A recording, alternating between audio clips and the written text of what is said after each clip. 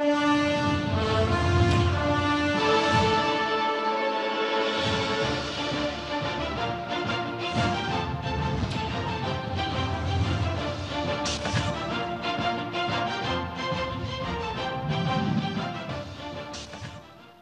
back, everyone. We've been talking about the 2019 presidential race and the issues raised. Chances of the candidates, especially that of the ruling APC and the main opposition PDP. The PDP started its campaign from the northwestern region of the country. And you know what that means politically? They're poking the APC candidate Buhari because he's always had a very good outing from the northwest region. Let's get the thoughts of the PDP on this one. We talked earlier to Mr. Rahim Adedoyin, an APC chieftain. Let's hear from the spokesperson of the PDP presidential campaign and the former Minister of Aviation, Mr. Osita Chidoka. He also joins us from our Abuja studio. Many thanks for coming on the program. You heard there, Mr. Osita, where the Vice President said there is a gang up against President Muhammadu Buhari. Why the gang up? Thank you very much, Sheon. There is no gang up against President Buhari. What has happened is that President Buhari has destroyed the coalition that brought him to power. He is not capable of maintaining a coalition. The APC is a very divisive party. And because of the divisiveness and anchored on gross incompetence, what has happened is that the coalition, the winning coalition that brought him to power, he could not maintain that coalition. So the coalition has fallen apart. APC was a special purpose vehicle designed to wrestle power out of the PDP.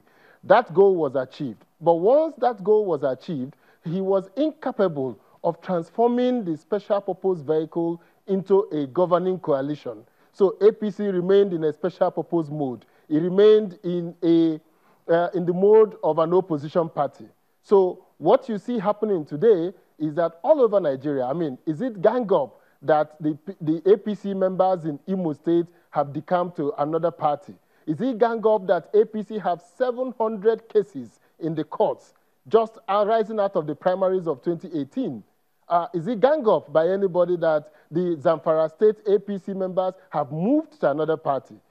In Ondo State, the members and aides of the governor have moved to another party. So I think that what is happening is not a gang up. What is happening is the outcome of incapacity, outcome of inability to build a governing coalition. And that is majorly the reason why the country is suffering.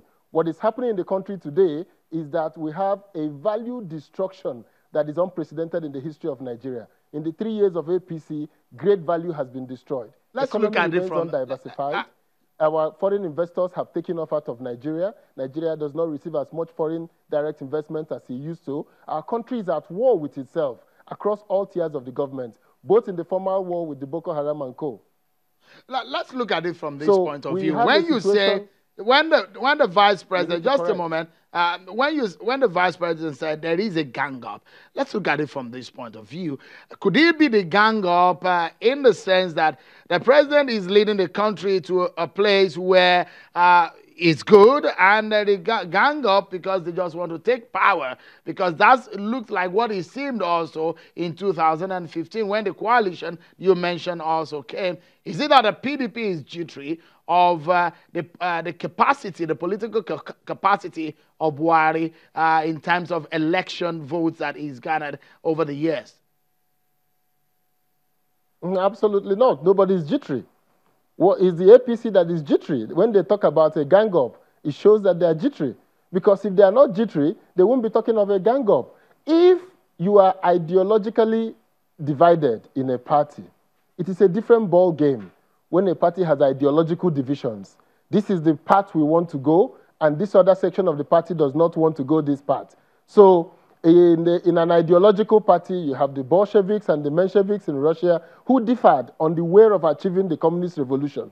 In political parties, you find that in the Republican Party, there are those in the far right of the Republican Party. There are those that are moderates. So you have the Tea Party group. You have the different groups in the Democrats. You have people that are on the far left and those that are supporting Bernie Sanders and those that support Mrs. Clinton. But they all remain in one party. All they want is let their contending views be heard. So if APC was properly structured, what you could see is that there may be those who say, where the president is taking us is not the right way. So we will fight within the party to change direction of the party. But what is happening is that there is no direction. There is no motion. People cannot see a pathway for the party. So individuals in the party have, left the ship. A ship is sinking. You don't wait until the ship, the Titanic has hit, the Titanic has hit the iceberg. So you can't wait until the ship collapses, goes under before you take off. So people are taking off because the ship is sinking. Mr. Chidoka, was it deliberate that your party flagged off his campaign from the Northwest region? Was it that deliberate?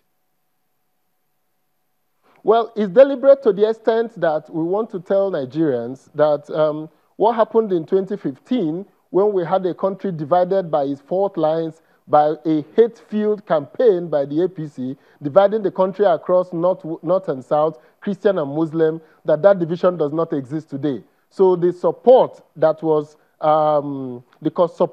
constructed in the north at that time, today we have two northerners, two Muslims, two Fulani men confronting each other. So the campaign takes off from Sokoto, showing Nigerians that the election is going to be about issues. What we did in Sokoto was to show Nigerians and everybody in the international community that Nigeria is not going to be divided to its fault lines. We want to cover up that division that the APC instilled in Nigeria in 2015. All right. So Sokoto remains a bellwether, an announcement that Nigeria is on track, PDP is on track to unify the country. Let me get your view on, and if you may, just wrap up the program with that thought. And it's going to be on the issues of what the PDP and its candidate, Atiku Abubakar, is bringing to the table and how he hopes to tackle some of the major challenges confronting the nation. The issues of how the present government is fighting insecurity, how they are handling the issues of the economy, and how they are fighting corruption. Your candidate said he wants to grow Nigeria. The question is that how does he want to do that? If in just a minute, if you can wrap up the show for us on that. So the three-pronged mission of Atiku Abubakar and the PDP is, one, to unify Nigerians again. So once we unify Nigerians, the template for fighting corruption, the template for fighting insurgency and insecurity will change. Once we unify Nigerians, it will be us versus them. Second one is we want to secure Nigeria. We want to have a template to review our security infrastructure. This government have 3 years to go into what I call structural review of our security architecture. The security architecture we have today obviously does not seem to be capable of rising to the challenges of insecurity in Nigeria today. So I believe that once PDP comes back to power, we are the party that knows how to structurally change institutions. We change the pension problem from a pension amount that was huge, debacle, to a pension system now that has 8 trillion. We brought in the National Health Insurance Scheme. We brought in the EFCC and the ICPC. So we know the DNA of these organizations. We're going to go back and ensure that fighting corruption moves into a preventive and proactive fight against corruption. It will not be a captive fight against corruption. It will be a preventive anti-corruption tactics to make sure that nobody gets the opportunity of stealing the money because of the transparency that we will put around government. So we will unify, we will secure, and we will grow the economy. Mr. Osita Chidoka, if we go on, there are lots to talk about, definitely, but we'll get more time to talk about these in the coming days as campaigns are open now. But that's our show for tonight, everyone. Many thanks for being part of it. I'm Sean Okimale. Bye-bye.